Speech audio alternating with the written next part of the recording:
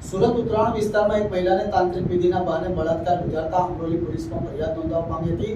આ ફરિયાદ મળતા પોલીસે ઠગ તાંત્રિકની ધરપકડ કરી વધુ કાર્યવાહી હાથ ધરી હતી। શહેરમાં અવારનવાર વિધિના બહાને તાંત્રિકો દ્વારા બળાત્કાર કરવામાં આવતા હોવાના અનેક કિસ્સાઓ સામે આવ્યા છે। ત્યારે સુરત શહેરના ઉત્તરાયણ વિસ્તારમાં પણ આવો જ એક કિસ્સો સામે આવ્યો છે।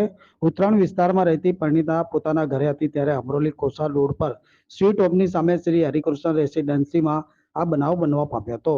રાહુલ દિનેશભાઈ પંડ્યા મહિલાના ઘરે આવ્યા હતા અને પરિણીતાના ઘરના બેડરૂમ અને બાથરૂમ સાથે હોવાની ઘરમાં વાસ્તુ દોષ છે એટલે આર્થિક તંગી રહે છે તેવું કહી ધાર્મિક કર્મકાંડ વિધિ કરવાની વાત કરી હતી।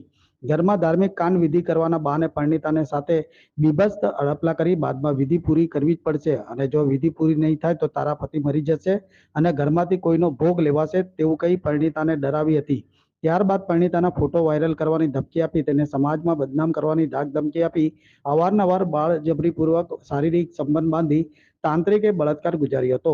જેથી આખરે ભોગ બનનાર પરિણીતાને આ મામલે ઉત્તરાયણ પોલીસ મથકમાં ફરિયાદ નોંધાવતા પોલીસે તાંત્રિક સામે બળાત્કારનો ગુનો દાખલ કરી કાયદેસરની કાર્યવાહી હાથ ધરી હોવાનું જાણવા મળ્યું હતું।